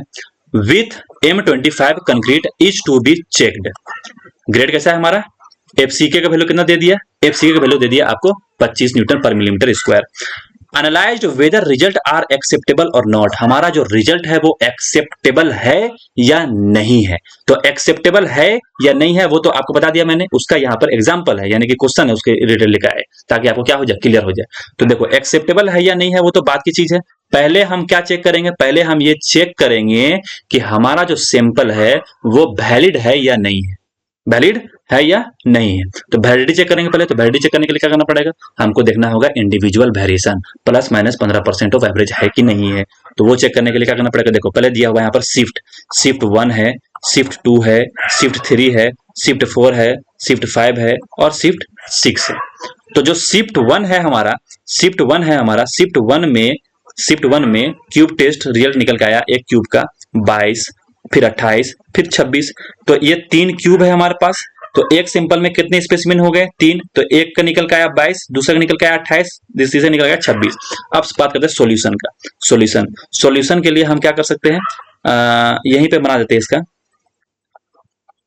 एफ एवरेज, यानी कि एवरेज। तो यही तीनों का क्या होगा, हमारे पास एवरेज होगा। तीनों का क्या होगा, एवरेज होगा, वही होगा हमारा कंप्रेसिव स्ट्रेंथ। तो अगर हम इस तीनों को 22 प्लस 28 प्लस 26 डिवाइड बाय क्या करेंगे, देखो कैसे निकलेगा ये 22 प्लस 28 प्लस 26, तीनों को जोड़ेंगे और डिवाइड करेंगे किससे, 3 से। तो जो रिजल्ट निकल के आएगा हमारे पास वही होगा क्या, एवरेज। तो एवरेज वैल्यू निकल के आया है, उसको हम डायरेक्टली मेंशन कर दे रहे हैं, यहाँ पे डायरेक्टली हम मेंशन कर दे रहे हैं, निकल के आया 25.33। किस तरह का निकल जाएगा, तीनों को ऐड करेंगे, डिवाइड करेंगे हम लोग 3 से, निकल के आ जाएगा एवरेज। इसका निकल के आ गया। ये सॉल्यूशन चल रहा है, ठीक है, ये चल रहा है हमारा सॉल्यूशन। तो एवरेज वैल्यू कितना निकल के आया 25.33। इन तीनों का भी एवरेज निकाला जाएगा और एवरेज निकलने के बाद निकल के जो वैल्यू आया हमारे पास वो निकल के आया 26।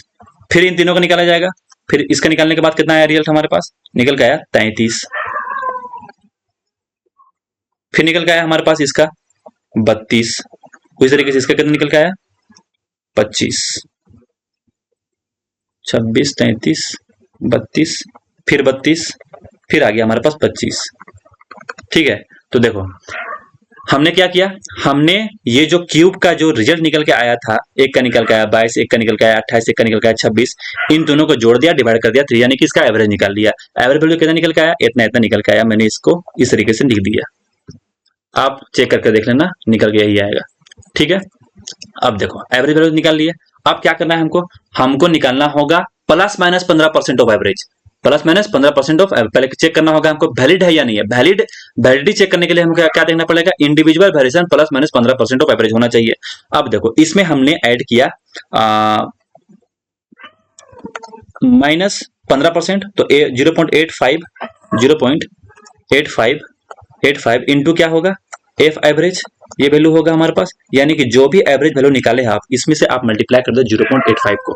ठीक है, और हम ऐड करेंगे 15%, तो यानी कि 1.15 ऑफ एवरेज।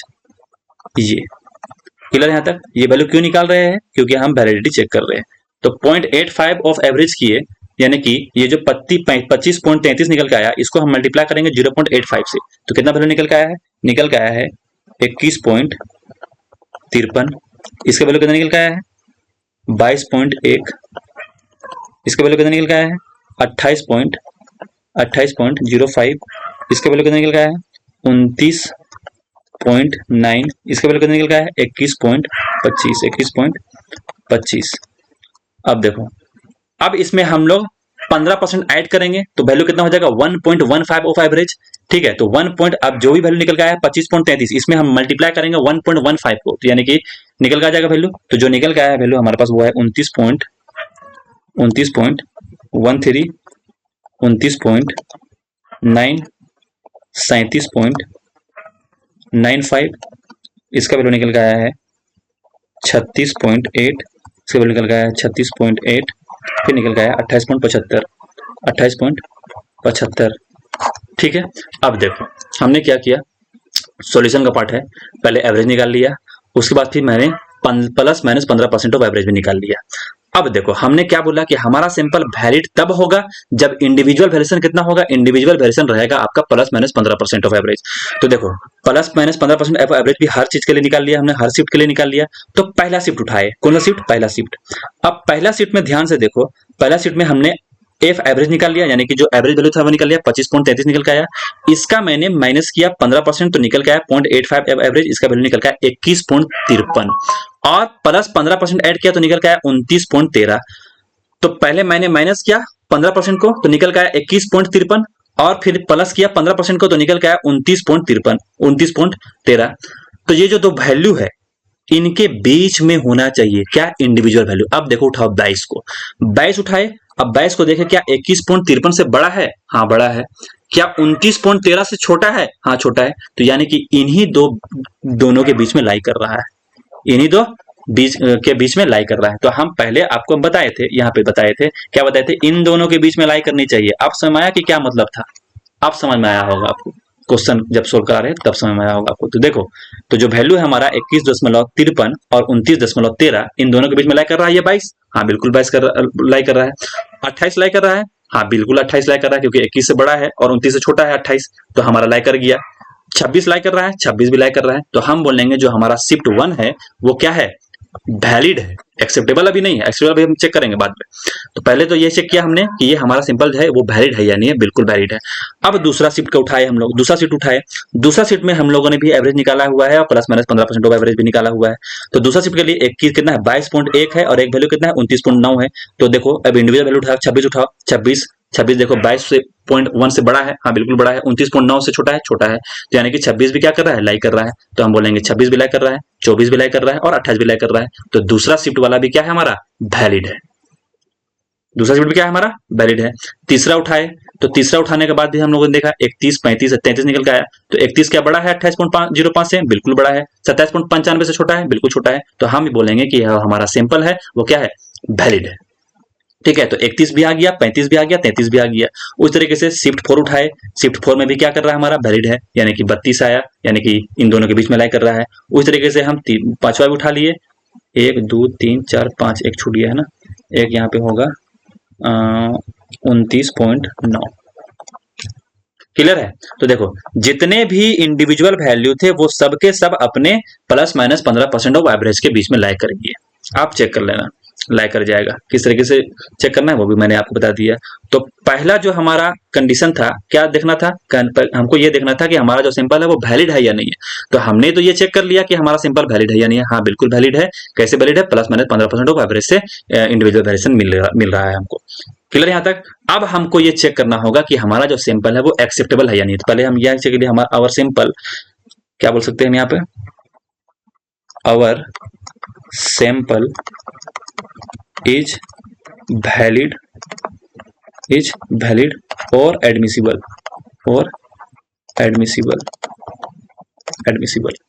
अब हमको ये चेक करना होगा। पहले तो ये हो सकता था कि कोई शिफ्ट हमारा या कोई सिंपल हमारा क्या निकल के आ जाए, वैलिड नहीं होता, तो उसको काट देते हैं हम लोग।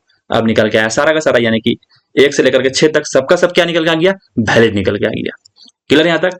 अब देखो, अब हमको ये चेक करना है कि हमारा जो सिंपल है वो एक्सेप्टेबल है या नहीं है।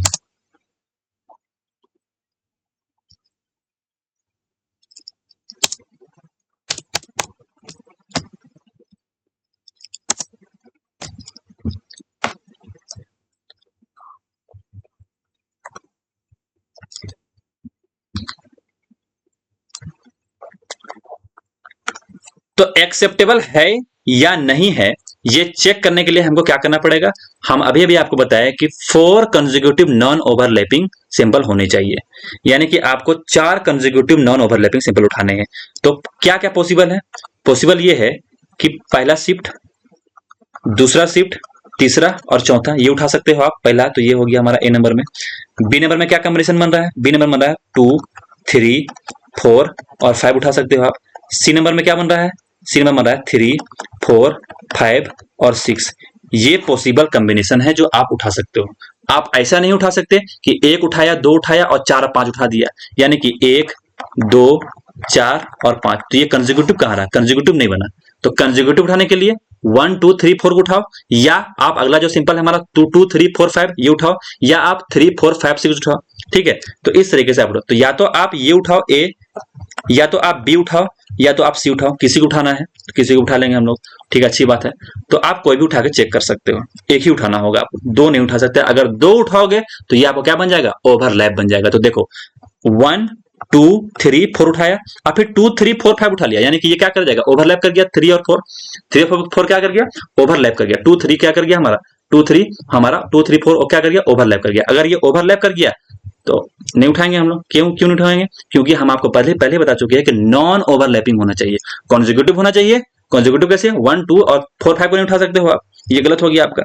तो ये हो गया हमारा कॉन्जिक्यूटिव, यानी कि 1 2 3 4 उठाओ या 2 3 4 5 उठाओ, यानी कि आप कॉन्जिक्यूटिव उठाना है।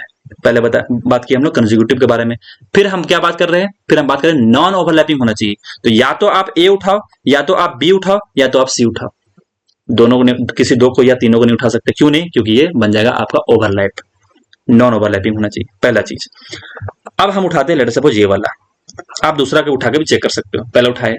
अब हमको क्या देखना होगा, हमको क्या देखना होगा, जो भी वैल्यू निकल के आया एफसीके का, एफसीके का वैल्यू कितना था, ग्रेड कौन सा था हमारा, ग्रेड था हमारा M25, यानी कि जो रेफरेंस लाइन बन रहा था हमारा M25 यानी कि 25। तो एफसीके का वैल्यू कितना है हमारा 25 न्यूटन पर मिलीमीटर स्क्वायर, इतना है। अब देखो, तो जो 1 2 3 4 हम उठाए हैं, 1 2 3 और 4, 1 2 3 4, तो ये जो 1 2 3 और 4 है, इससे क्या निकालना पड़ेगा, एवरेज निकालना पड़ेगा।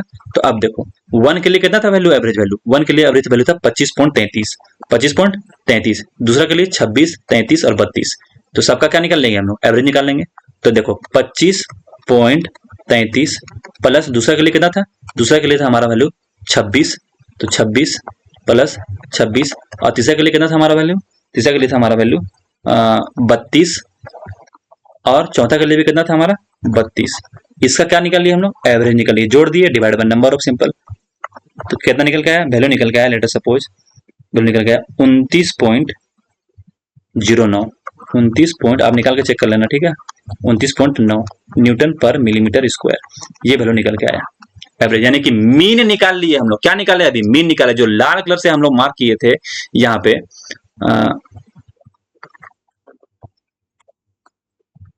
ये देखो रेड कलर से जो हम मार्क किए थे, जो मीन था, वही मीन अभी हम निकाले, ठीक है। तो 4 कंसेक्यूटिव नॉन ओवरलैपिंग का हम क्या निकाल लिए, हम लोग मीन निकाल लिए, क्या निकाल लिए, मीन निकाल लिए। तो ये 29.09 क्या निकल के आया, मीन निकल के आया। अब देखो जब मीन निकल के आ गया, पेज इंसर्ट किया, न्यू स्लाइड,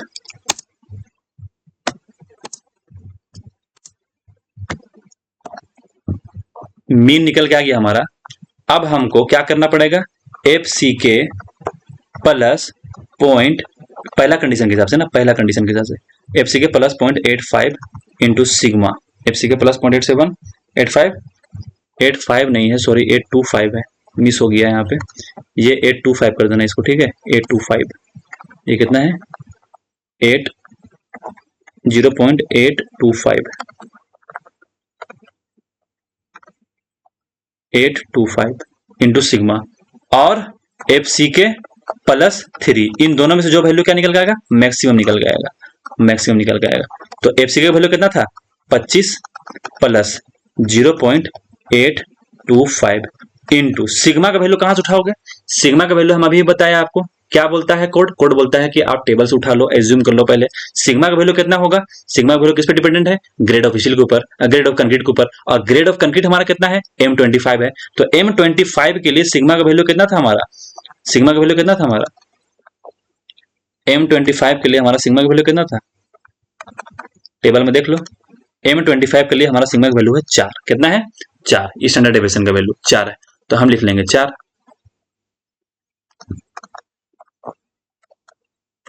तो ये वैल्यू हमारा कितना हो गया सिग्मा का 4। तो यहां से एक वैल्यू निकाला जाएगा, इसका वैल्यू निकल के आया है हमारा 28.3, 28.3, एक तो ये हो गया, और एफसी का वैल्यू कितना है, एक वैल्यू यहां से निकालेंगे 25 प्लस 3, इसका वैल्यू आ गया 28। तो एक वैल्यू आ गया 28, एक वैल्यू आ गया 28.3, इन दोनों में से क्या होना चाहिए, इन दोनों में से मैक्सिमम होना चाहिए, तो मैक्सिमम वैल्यू कौन सा है 28.3, तो हम बोलेंगे 28.3। इससे क्या होना चाहिए, बड़ा होना चाहिए, कौन सा वैल्यू, जो आप निकाले हो, जो मीन निकाले हो, आप क्या निकाले हो, मीन निकाले हो, मीन कितना है 29.09, तो 29.09 क्या इससे बड़ा है, यानी कि एफसीके प्लस 0.825 सिग्मा इंटू और एफसीके प्लस 3, दोनों में से मैक्सिमम वैल्यू कौन निकल कर रहा है 28.3, इससे बड़ा है, हाँ बिल्कुल बड़ा है। तो हम बोलेंगे कि ये इससे बड़ा है, कौन सा वैल्यू, कितना निकला था हमारा वैल्यू 29.09, तो 29.09 इससे बड़ा है, तो हम बोलेंगे our sample is acceptable by first condition A. तो कंडीशन ए के हिसाब से क्या निकल के आ गया, एक्सेप्टेबल निकल के आ गया, क्योंकि जो 4 कंसेक्यूटिव नॉन ओवरलैपिंग का जो मीन है वो ज्यादा निकल के आया, किससे, एफसीके प्लस 0.825 सिग्मा और एफसीके प्लस 3, इन दोनों में से जो वैल्यू मैक्सिमम निकल के आएगा, मैक्सिमम कितना निकल के आया, 28.3 निकल के आया। इससे क्या निकल के आया, हमारा जो मीन है वो क्या निकल के आया, ज्यादा निकल के आया। तो हम बोलेंगे हमारा सिंपल कैसा हो गया, एक्सेप्टेबल हो गया पहला कंडीशन के हिसाब से। अब दूसरा कंडीशन के हिसाब से ये चेक करेंगे हम कि ये एक्सेप्टेबल है या नहीं है। तो दूसरा कंडीशन क्या बोला था, जो इंडिविजुअल वैल्यू था, ये चारों का जो इंडिविजुअल वैल्यू है, चारों का इंडिविजुअल वैल्यू कितना था हमारा, देखो एवरेज निकाले हैं, एक का है 25.33, एक का है 26, एक का है 32 और एक का है 32। ठीक है, ये इंडिविजुअल वैल्यू है। ये वैल्यू किससे ज्यादा होना चाहिए, एफ सी के बी के हिसाब से, अब है ना, बी के हिसाब से एफ सी के -3 से ज्यादा होना चाहिए। तो एफ सी के वैल्यू कितना है, 25 -3 बराबर कितना हो गया हमारे पास, बराबर हो गया हमारे पास 22। तो बोलेंगे 22, तो 22 न्यूटन पर मिलीमीटर स्क्वायर से क्या होना चाहिए, वैल्यू ज्यादा होना चाहिए। कौन सा वैल्यू, इंडिविजुअल वैल्यू। तो अब देखो 22 से क्या ज्यादा है वैल्यू, 22 से ज्यादा है 25.33, बिल्कुल ज्यादा है। 26 ज्यादा है 22 कितना था, 22 से ज्यादा है 26, हाँ बिल्कुल ज्यादा है। 32 से ज्यादा है 22, बिल्कुल ज्यादा है। 32 ज्यादा है 22 से, बिल्कुल ज्यादा है। तो हम बोलेंगे ये जो इंडिविजुअल वैल्यू है वो ज्यादा निकल के आया एफसी के -3 से। अगर एक वैल्यू भी कम निकल के आता तो हम ये बोलते हैं कि हमारा सैंपल एक्सेप्टेबल नहीं है। तो ये एक्सेप्टेबल निकल के आया पहला कंडीशन के हिसाब से भी और दूसरा कंडीशन के हिसाब से भी। तो हम बोलेंगे आवर सैंपल इज एक्सेप्टेबल।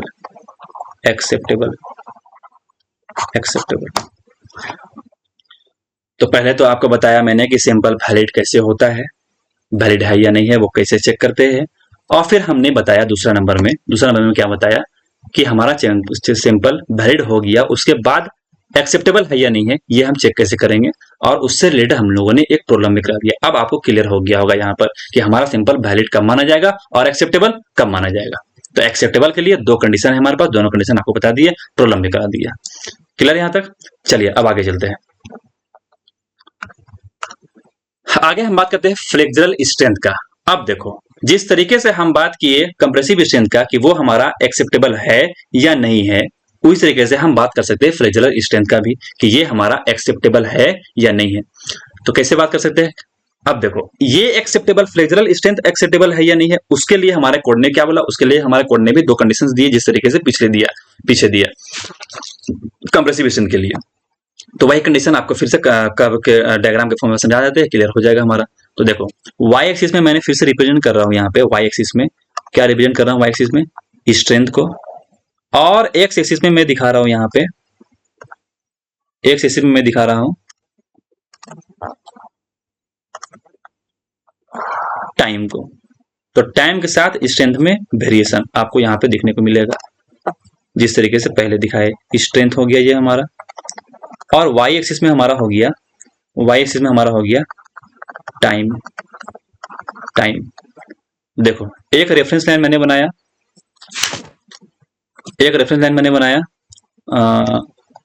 किस चीज का रेफरेंस लाइन है ये रेफरेंस लाइन है आपका एफसीके का। अब एफसीके में मैंने ऐड कर दिया +0.3 को, तो ये लाइन ऊपर आया बन करके। फिर मैंने माइनस कर दिया 0.03 को, तो ये वैल्यू नीचे निकल के आया। क्लियर है। अब देखो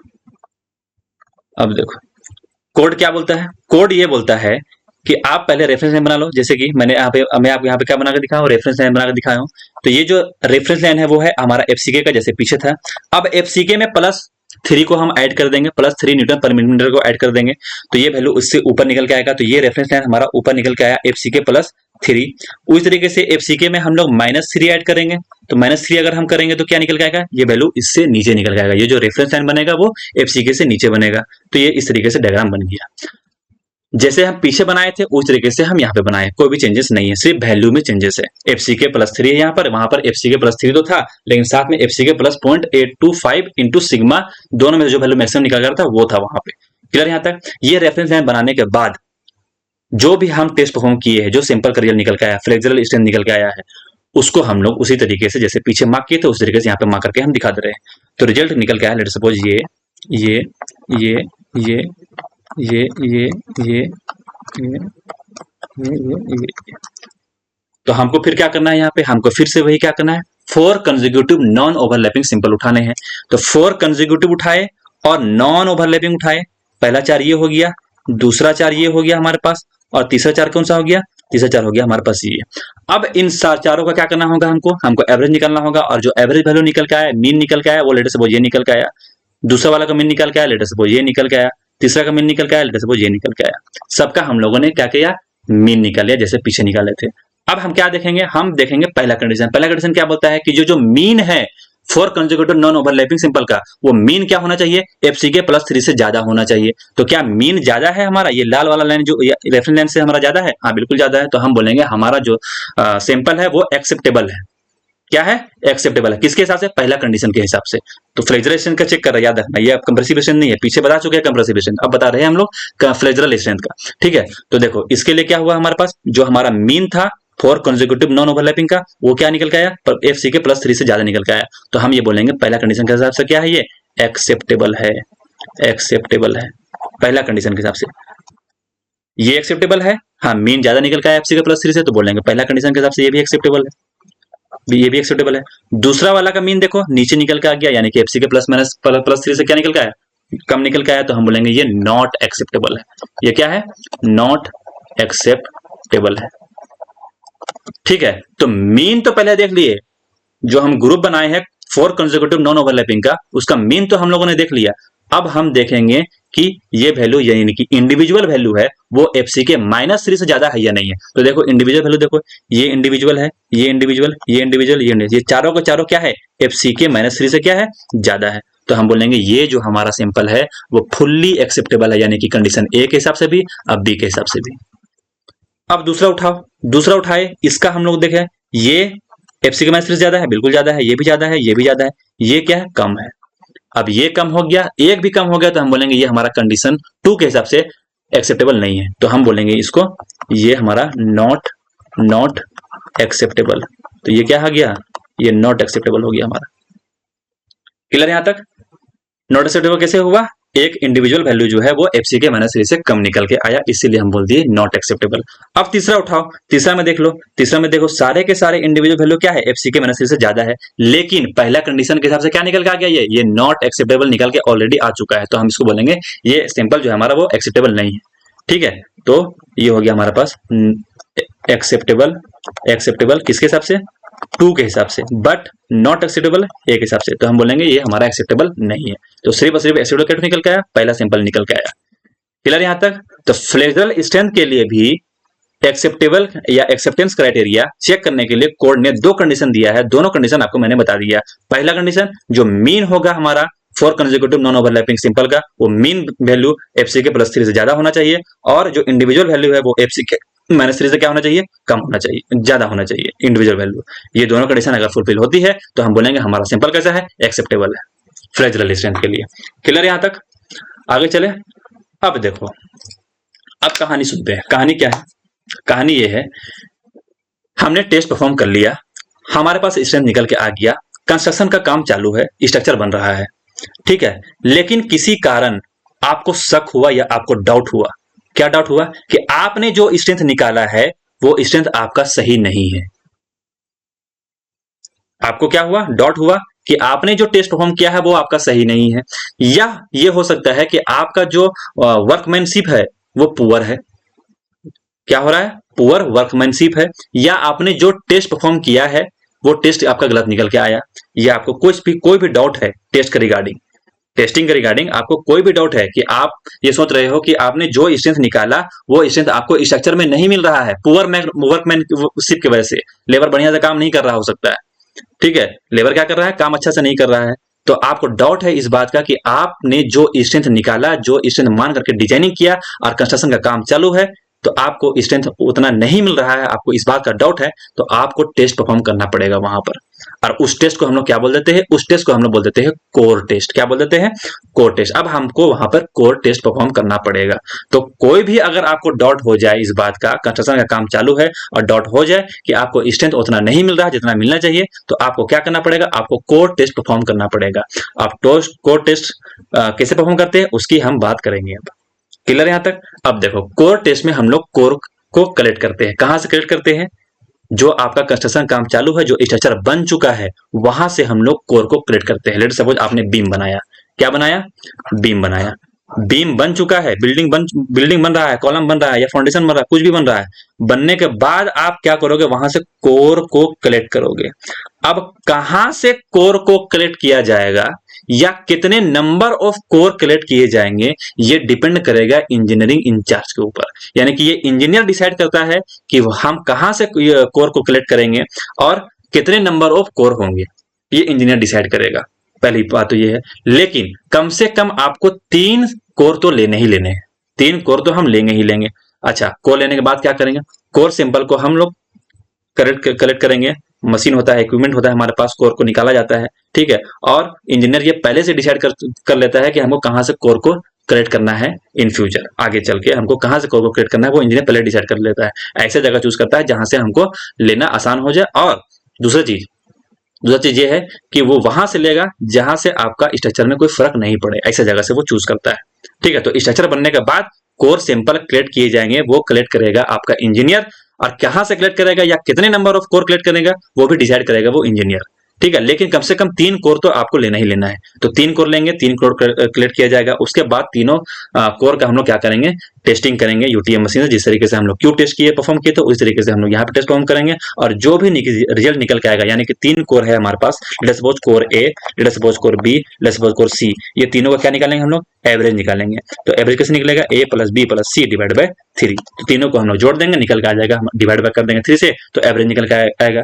तो जो भी एवरेज वैल्यू निकल के आया इस कोर का, कंप्रेसिव स्ट्रेंथ जो भी निकल के आया, वो कितना होना चाहिए, वो 85% क्यूब स्ट्रेंथ होना चाहिए। यानी कि जो क्यूब में आपने टेस्ट परफॉर्म किया था पहले, स्ट्रक्चर बनने से पहले आपने जो क्यूब में टेस्ट परफॉर्म किया था, उसका जो स्ट्रेंथ निकल के आया, उसका 85% आपका ये रिजल्ट होना चाहिए। यानी जो 3 कोर का जो एवरेज निकल के आया हमारे पास, निकल के आया, उसका वैल्यू कितना होना चाहिए, 85% ऑफ एवरेज में होना चाहिए। किसका, क्यूब का, 85% ऑफ क्यूब की स्ट्रेंथ होना चाहिए। लेट सपोज 3 कोर का जो हमारा स्ट्रेंथ निकल के आया लेट सपोज x, या x वैल्यू कितना होना चाहिए, 85% ऑफ क्यूब स्ट्रेंथ होना चाहिए। यानी कि 0.85 स्ट्रेंथ ऑफ क्यूब, इतना होना चाहिए। क्लियर है, क्लियर है। कम से कम इतना होना चाहिए, यानी कि इससे ज्यादा ही होना चाहिए आपका, greater than equal to 0.85 into strength of cube. दूसरी बात क्या है, ये तो एवरेज की बात कर लिया। और जो इंडिविजुअल वैल्यू है, यानी कि ये जो ए बी और सी है, ये तो मैंने एक्स निकाला, किसका एवरेज निकाला ना, A plus B plus C divide by 3, जो भी वैल्यू निकल गया उसको हमने बोल दिया एक्स। और ये एक्स वैल्यू कितना होना चाहिए, 0.85 इंटू स्ट्रेंथ ऑफ क्यूब होना चाहिए। इससे ज्यादा होना चाहिए, इसके बराबर होना चाहिए। और जो इंडिविजुअल वैल्यू है, यानी कि ए वैल्यू, बी वैल्यू और सी का जो वैल्यू है, यानी कि हर एक कोर का जो इंडिविजुअल वैल्यू है, वो वैल्यू कितना होना चाहिए, 75% से ज्यादा, 75% से कम नहीं होना चाहिए। 75% ऑफ क्यूब से कम होना चाहिए, ज्यादा होना चाहिए, कम नहीं होना चाहिए। कहने का मतलब ये है, ये जो ए का वैल्यू है, ए का जो वैल्यू है, वो वैल्यू कितना होना चाहिए, 0.75 टाइम्स क्यूब का स्ट्रेंथ। इससे क्या होना चाहिए, ज्यादा होना चाहिए या इसके बराबर होना चाहिए, इससे कम नहीं होना चाहिए। ये है इस बात का मतलब।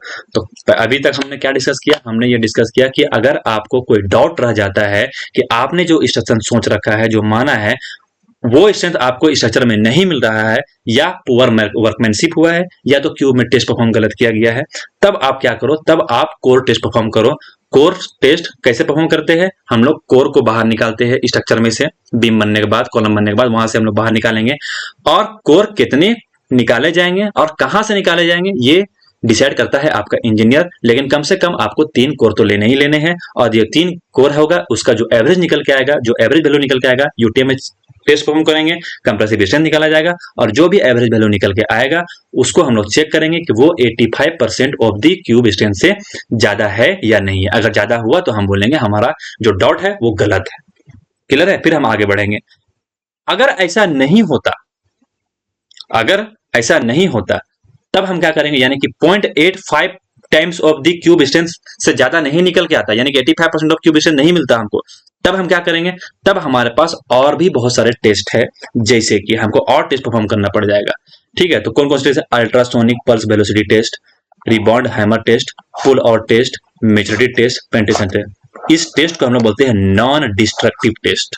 तो अगर आपका कोर टेस्ट से भी आप सेटिस्फाई नहीं हुए, यानी कि 85% ऑफ क्यूबेशन नहीं निकल के आया, तब आपको वैसा केस में नॉन डिस्ट्रक्टिव टेस्ट परफॉर्म करना पड़ जाएगा। और नॉन डिस्ट्रक्टिव टेस्ट कैसे परफॉर्म करते हैं, कितना क्या होता है, कौन कौन सा होता है, मैंने सबका नाम लिख दिया। ये आप करते हो बीएमसी के अंदर बिल्डिंग मटेरियल में, यहाँ उस सबका पार्ट नहीं है, इसको डिटेल में हम लोग समझेंगे नहीं, यहाँ बस इस टेस्ट का हम नाम लिख दिए यहाँ पर। क्लियर यहाँ तक? तो टेस्ट के बारे में, यानी कि कंक्रीट का जो टेस्ट होगा कैरेक्टरिस्टिक्स कंप्रेसिव स्ट्रेंथ या कंप्रेसिव स्ट्रेंथ, उसके बारे में ईच एंड एवरी एस्पेक्ट सारे के सारे कोडल प्रोविजन के साथ मैंने आपको बता दिया। ये भी बता दिया आपको कि वैलिड कब होगा, एक्सेप्टेबल कब होगा, अगर ऐसा नहीं हुआ, एक्सेप्टेबल नहीं हुआ, या आपको कोई डाउट रह गया तो आपको उस केस में कोड टेस्ट परफॉर्म करना पड़ जाता है। वो कोड टेस्ट परफॉर्म कैसे करते हैं वो भी मैंने आपको बता दिया। और कोड टेस्ट से भी आपको सेटिस्फेक्शन नहीं मिला तो आपको ये 5 टेस्ट करने पड़ जाएंगे। क्लियर यहाँ तक? तो बस आज के लिए इतना ही। अब क्लास को खत्म करते हैं, फिर हम लोग नेक्स्ट क्लास में फिर देखेंगे design mix, concrete mix design. ठीक है, थैंक यू एवरीवन।